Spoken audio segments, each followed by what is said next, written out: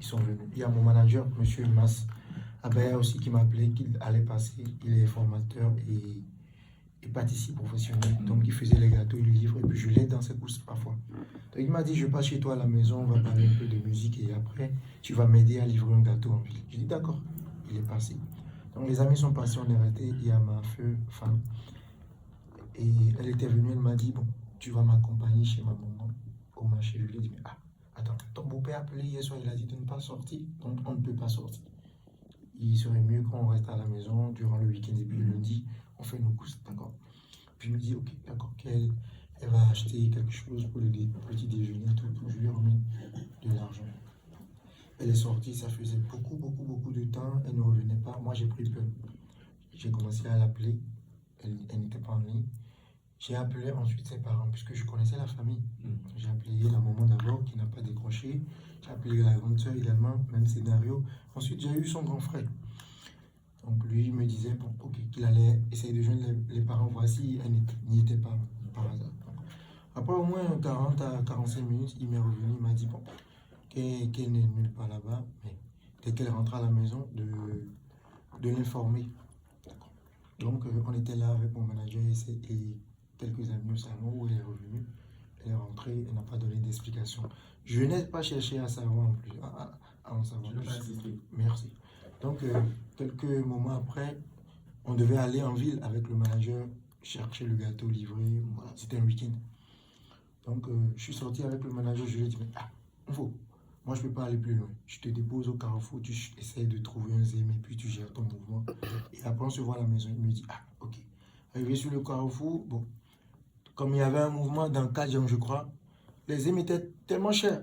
Nous deux là, mais au début, donc on n'avait pas d'argent pour qu'il fasse tout ce transport. Il me dit, bon, je dis, ce qu'on peut faire, c'est que je retourne à la maison pour chercher quelque chose de bien porté et puis on va faire la livraison ensemble. Je vais prendre le risque. De retour à la maison, je vois ma chérie qui s'habille encore pour sortir une autre fois. Je dis, mais toi, tu vas encore où? Et puis, elle me dit, je sors. Tu sors, tu vas où? Elle n'a pas voulu donner quand même où elle voulait aller. Je lui ai dit, ok, d'accord. Moi, j'étais énervé. Je lui ai dit, d'accord, tu veux sortir. Moi, je ne peux pas t'empêcher de sortir puisque je ne suis pas tes parents. Mais ce que tu dois savoir, c'est que si tu sors sans me donner d'explication, tu sors, tu prends tes affaires et puis tu ne reviens plus jamais. Donc, ça l'a énervé. Elle m'a dit, bon, pourquoi je vais lui parler comme ça devant mes amis, devant mon manager? Et c'est parti, une dispute du moins comme ça est partie. Et mon manager me disait, mais calmez-vous, vous êtes des adultes. Ce qu'on va faire, elle ne veut pas que tu sortes, reste à la maison. Moi, je vais prendre la moto et aller faire les courses. Et dès que je reviens, on va s'asseoir pour parler. C'est quand même notre médiateur. Ouais. C'est lui qui nous donne des conseils de couple et tout. Donc, moi, je l'ai écouté, sans pour autant placer de mots. Donc, il est parti avec l'ami qui était au salon pour aller livrer le gâteau. Et bon, on a fermé la porte, on était dedans, elle était à la cuisine. Moi, j'étais au salon. Ensuite, j'ai rejoint la chambre à coucher. Et je lui ai dit, mais chérie, en sortant le matin, tu m'as dit que tu allais acheter du pain. Ou tu n'as pas ramené le pain. Bon, est-ce que tu as toujours les sous sur toi? Puisque moi, j'ai faim, j'ai rien mangé. Elle me dit, oui, que c'est dans son sac à main sur le lit. Je lui ai dit, bon, moi, je vais prendre ça et acheter un truc rapidement au dehors. Au moment où je prenais le sac, je vois qu'elle saute sur moi, t'es pas terrible. Mais comment maman, ça, c'est ça que tu as mis? Je dis, mais moi, je veux juste prendre le billet et dire, maman, ça qui tu veux. Donc ça a poussé ma curiosité. Je me dis, ça veut dire que cette fille, elle cache quelque chose. D'abord, elle est sortie sans pour autant me dire où elle était. Bon, curiosité d'un homme. Je voulais savoir, non, je ne te remets pas le sac. Alors c'est parti en dispute. On a commencé à se disputer le sac. Et comme elle n'arrivait pas à me prendre le sac, je pense que pour me faire peur, elle a couru dans la cuisine, du moins, elle a pris un couteau pour me faire peur. Moi, j'étais vraiment... j'avais pris peur. Un couteau, c'est une âme blanche. Donc, je me suis précipité vers la sortie. Le salon ensuite, et comment dire, la cour de la maison. Mais la porte du salon était fermée. Donc, dans ma course, il y avait une bouteille de chicha au salon qui s'est cassée. Je l'ai retiré, ça s'est cassé et le lot à l'intérieur s'est renversé sur le carreau, ça a glissé, je suis tombé. Donc, vu l'imminence du danger qui était derrière moi, pour moi, c'était vite me relever et rejoindre peut-être les divans et mettre de la distance entre nous. Donc, c'est dans cela qu'elle a sauté sur moi par derrière pour m'empêcher de partir. Moi, je me suis défendu, elle est tombée. Et malheur pour nous, il y avait les tessons cassés qui étaient par terre. Donc elle est tombée sur un tesson qui l'a blessée au bras. Et moi, jusqu'à là, je ne savais même pas qu'elle était blessée. Donc, quand moi j'ai rejoint le salon, tout ce que j'ai eu à entendre, c'est chérie. J'ai dit quoi? Et quand j'ai retourné mon regard vers elle, c'est là que j'ai vu qu'il y avait du sang qui giclait sous ses aisselles. Je me rappelle, la seule chose que j'ai eu à dire, c'est mon Dieu, ma femme, aidez-moi. Dieu merci pour nous, il y avait quelques voisins qui étaient sur la cour, qui ont vu la scène.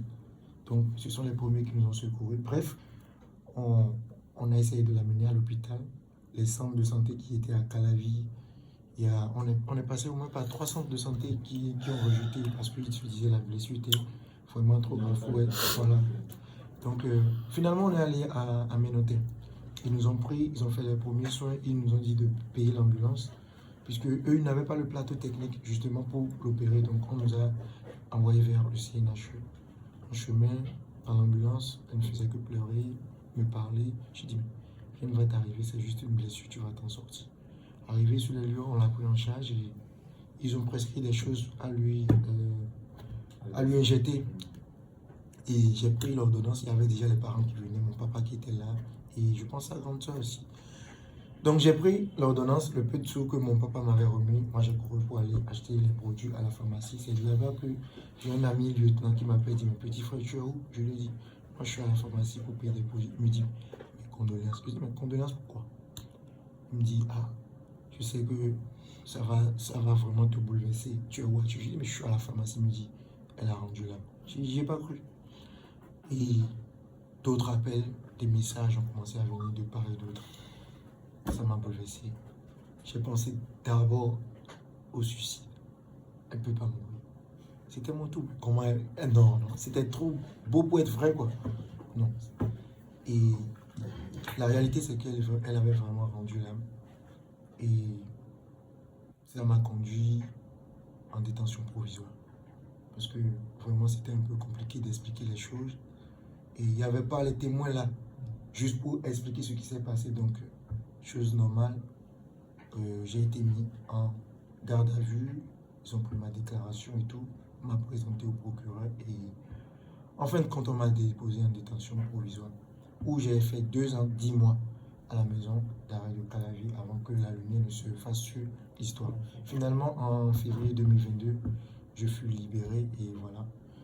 Ça a vraiment impacté ma vie, ma carrière et tout.